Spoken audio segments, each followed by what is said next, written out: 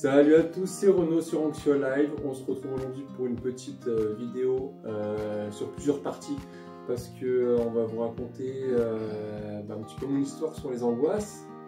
Et je vous ai ramené du coup mon infirmière depuis 5 ans et ma femme depuis 8 ans.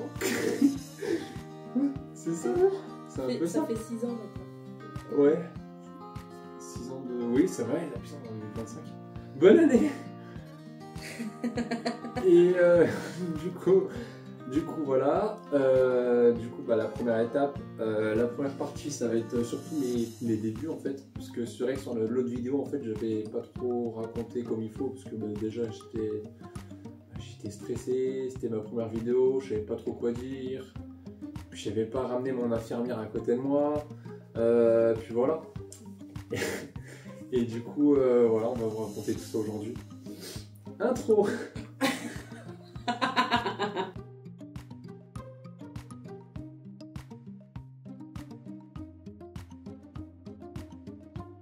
Alors voilà, la première partie. Je rigole, on rigole, mais c'est dur. Comment ça s'est passé que c'était pendant la période du Covid. Je pense que ça en a été pour beaucoup de monde en fait. Ouais, un an après le Covid. Ouais, parce que du coup, la première année, on n'a pas du tout chopé le Covid, donc ça s'est très bien passé. Et le janvier de l'année d'après, c'est là que ça a commencé. Quand la petite, elle a chopé le Covid, quoi. Ouais, la grippe, quoi. Non, c'était le Covid. Non, c'était le Covid. Ah oui, c'était le Covid.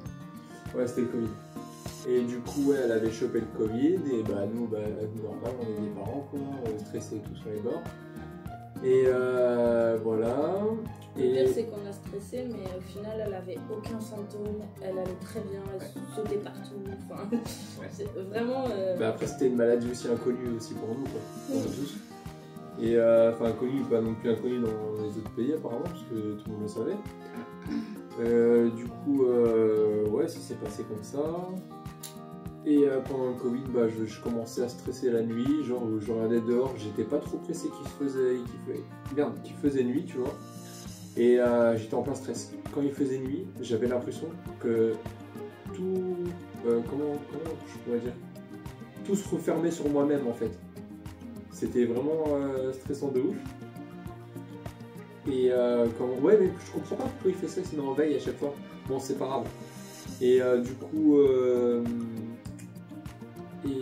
comment dire, qu'est-ce que je pourrais dire? Je sais pas ce que je pourrais dire. Quand déjà la petite, elle a attrapé le Covid, déjà, toi, c'est à partir de ce moment-là que l'hypocondrie, ça a commencé, parce que pour toi, t'avais absolument pas... Dès que t'as vu les symptômes et tout ça, et du coup, tu t'es inventé les symptômes. Je t'ai pris rendez-vous chez la pharmacie pour faire un test et tout, même si c'était négatif, du coup pour lui il l'avait absolument. Bon, les crises d'angoisse à ce moment-là, ça allait, on va dire ça comme ça. Ça commençait mais ça allait. Quoi. Je l'ai passé, je les ai. Ouais. Après, on a trouvé un travail, on travaillait au même endroit, on était téléconseillers, du coup on avait nos bureaux vraiment face à face. Là, ça allait un peu moins bien. Ouais, parce que j'ai appris pas mal de décès. C'était la période où il y avait beaucoup de décès dans ma famille. Donc du coup, pour cause des maladies, tu vois. Et du coup, ça m'a travaillé énormément. Sauf que moi, je suis pas la personne qui va pleurer. Même quand c'est une personne très chère pour moi à mes yeux et que je vais dans un enterrement, je suis plutôt joyeux. Je cache mon émotion, tu vois. Et le soir sous la douche, je vais me morfondre à fond. Je vais chialer toute ma race. Parce que j'ai même devant ma famille, je vais pas pleurer. Je vais pleurer même devant ma femme ou devant ma fille, je vais pas pleurer. Pour moi, j'avais pas à pleurer, tu vois. Oui, on était en train de parler. Comme quoi t'avais eu beaucoup de décès dans ta famille, tout ça, ouais. Que du coup tu travaillais à ce conseiller. Faut avoir une belle charge mentale, quoi. Pour être téléconseiller. Et là, je comprends. Puis ça commence à me saouler en fait, les conseillers. Puis il y avait mon patron qui était venu me chercher. Et c'est là que j'avais appris le décès. Et j'ai dit, je me casse.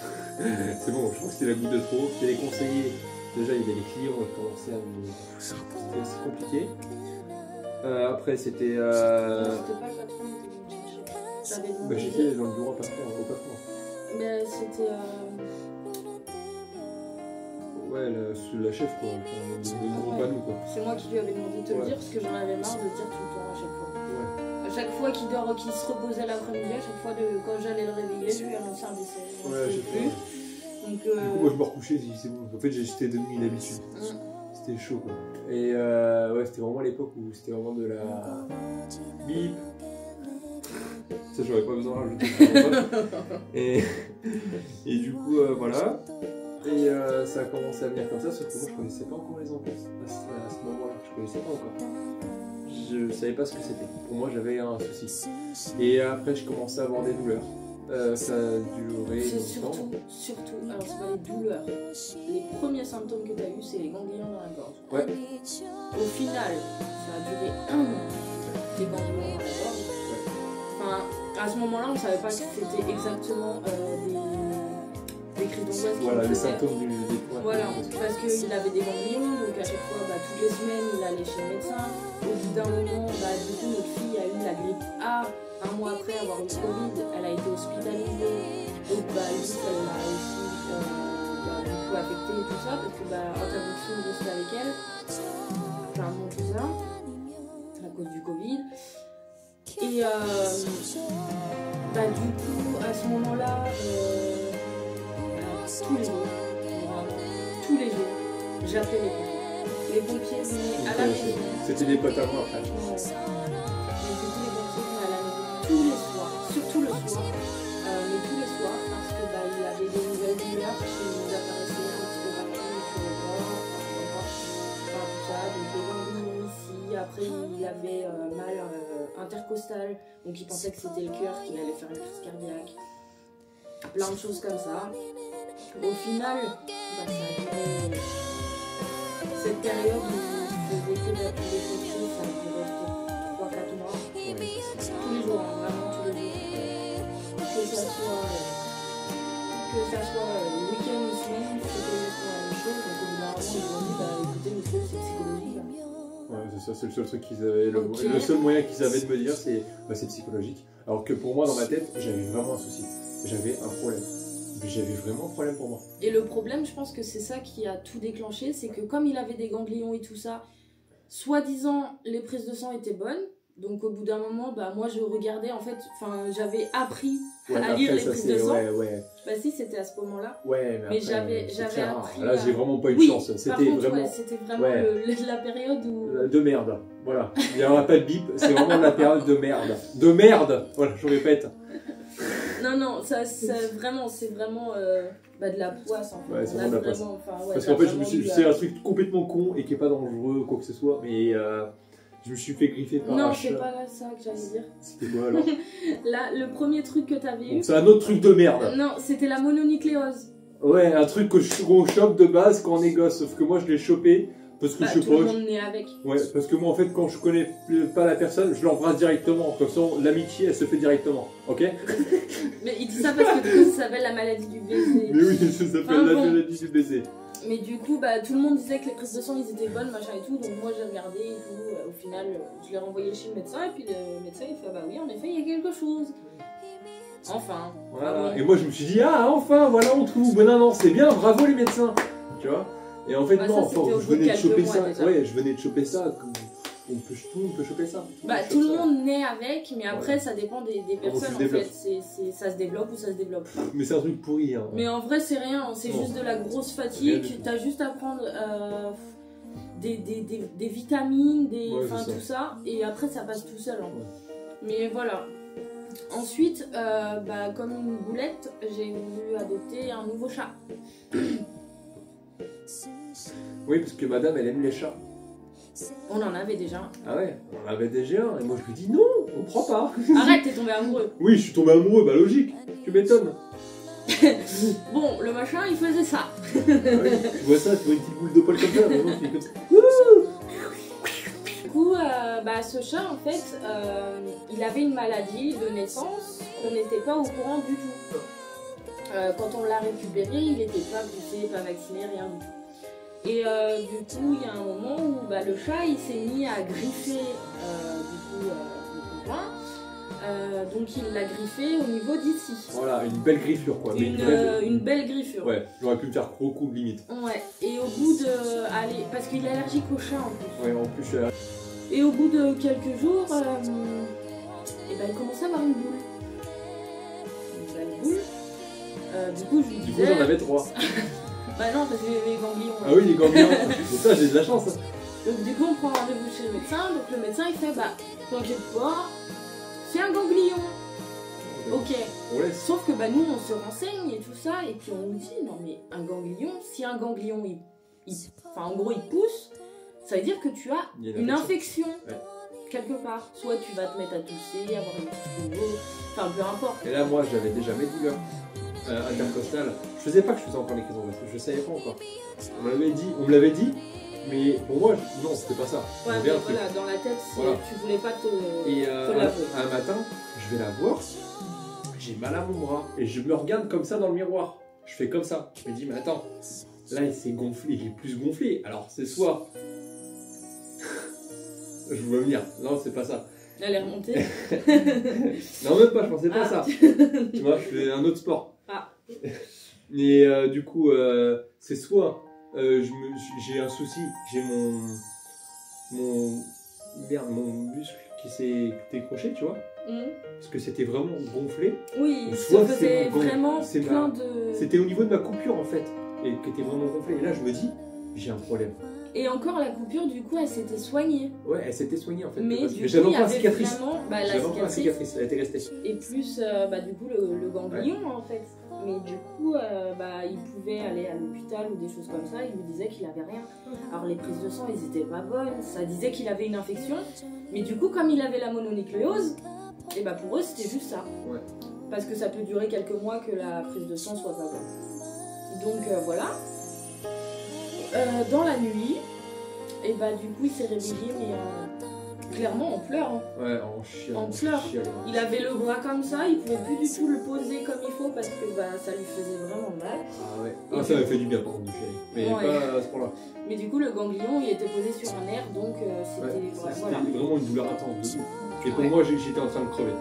En plus j'étais en train de transpirer parce qu'avec l'infection, à cause de l'infection, j'avais de la fièvre, j'avais ça. Et je me dis, j'ai un problème. Mais sauf que les médecins, ils me croyaient pas. Et jusqu'au jour où je suis allé à l'hôpital. Et là, ils ont fait... ça a duré quand même 1 semaine et demie après. Pour qu'ils comprennent vraiment. Parce que c'est là que j'ai rencontré après un bon médecin qui était à...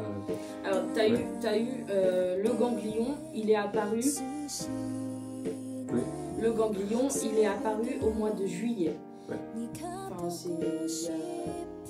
il y a 6 ans maintenant. Ouais. Mais enfin, ça va faire 6 ans du coup. Mais le ganglion, ici, il est apparu au mois de juillet et on a su exactement ce qu'il avait. Ça devait être au mois de septembre. Donc, juillet ou septembre, ça fait quand même 3 mois. Voilà. Donc lui, il est en train de bouiller, personne ne voulait rien faire. Au final, notre médecin traitant lui a fait plein d'examens, plein de prises de sang complètes et tout ça. Donc là, on a découvert que c'était la maladie des grippes du chat. Ouais. Donc, du petit chat. Voilà. Un truc pas grave non plus. Non, c'est pas si grave, mais voilà. C'est pas grave. Non, c'est pas grave.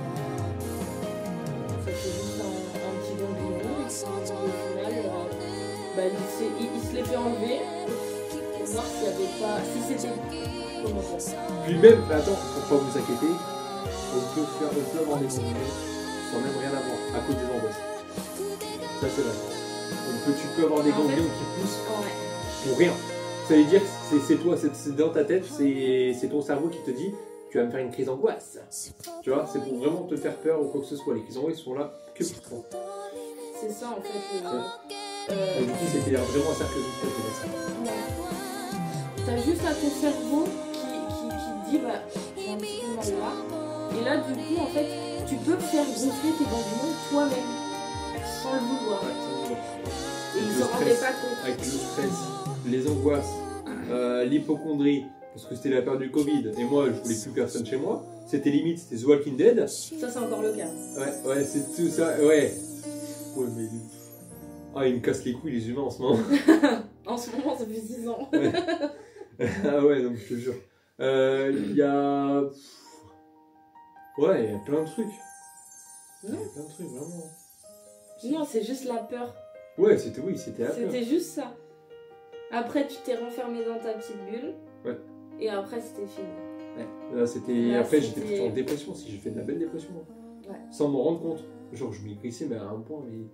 Laisse tomber, je mangeais plus. Je dormais plus. Je dormais Bah, non, la journée, Ouais. mais je me levais la nuit. Et du Ça- coup, je vivais la nuit, j'étais Ça, un c'est hibou. pareil encore à l'heure d'aujourd'hui. Ça dépend des fois. Ouais, Là, ça dépend maintenant, des t'as repris un Mais là, je petit fais... rythme. Mais j'ai toujours fait de l'insomnie, moi. Ouais. Depuis que je suis gosse, depuis que je suis adolescent. Mais même le fait que tu dises, que tu dises là, ouais, j'ai maigri. Mais au final, pour lui, le fait de maigrir, eh ben, ça veut dire qu'il avait quelque chose. Sauf que non, parce que du coup, il était en dépression. Il ne mangeait plus. Enfin, vraiment, il s'était renfermé dans une bulle. Puis je faisais de la merde. Personne ne pouvait y rentrer. Je faisais de la merde parce que je me suis renfermé aussi, c'est qu'on va dire, hein, mais dans l'alcool, on va pas se mytho. Je me suis renfermé. Attends, c'était plus intéressant là. Voilà.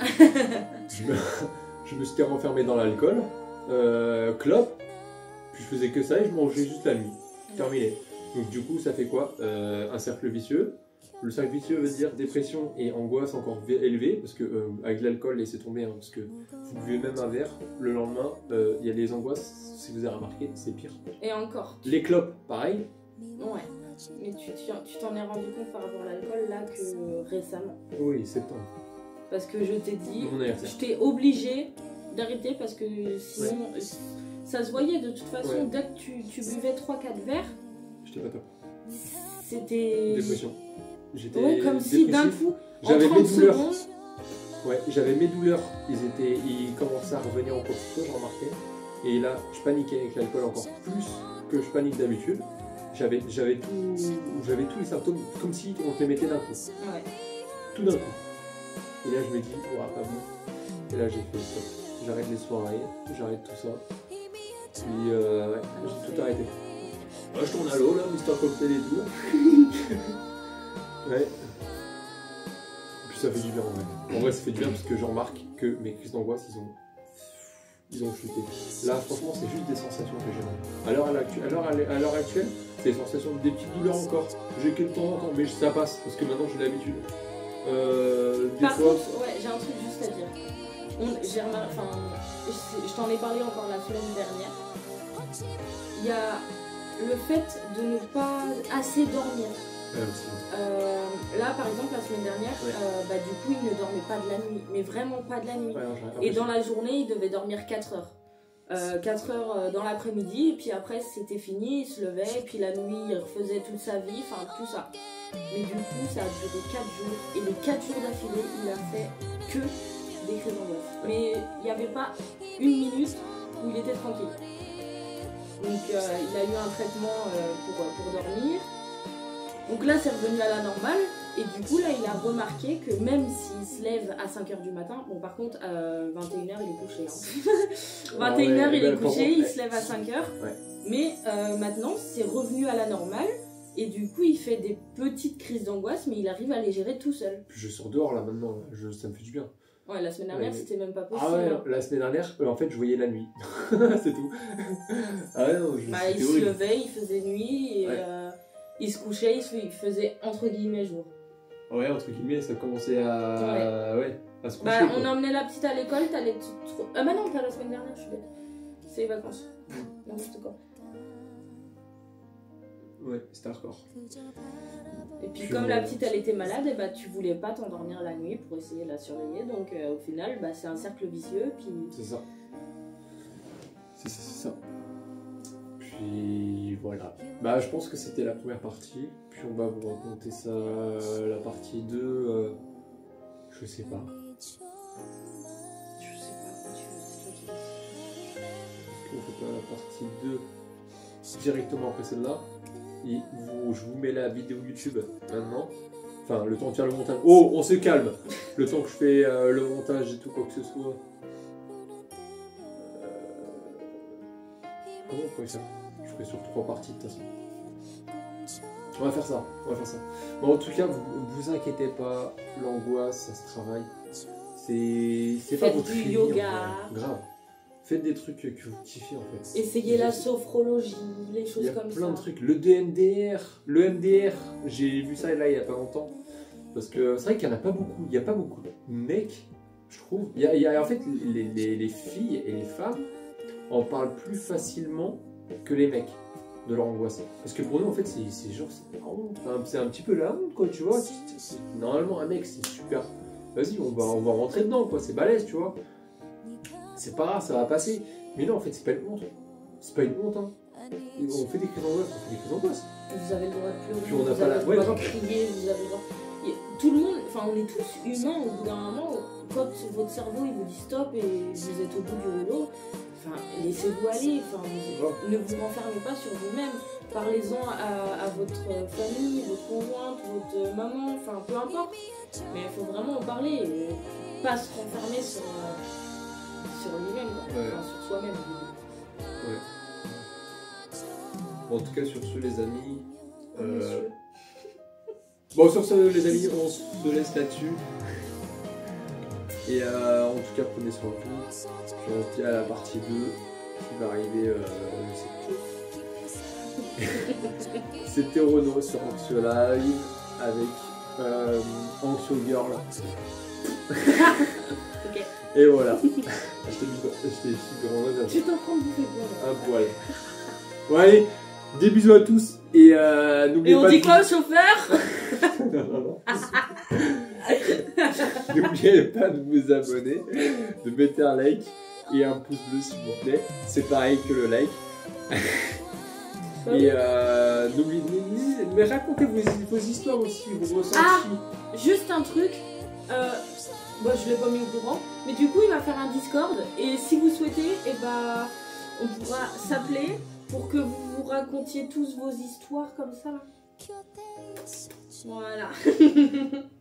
Du coup, mon Discord sera en description dans la partie 3, parce que le temps que je le fasse. Et ok, allez, des bisous.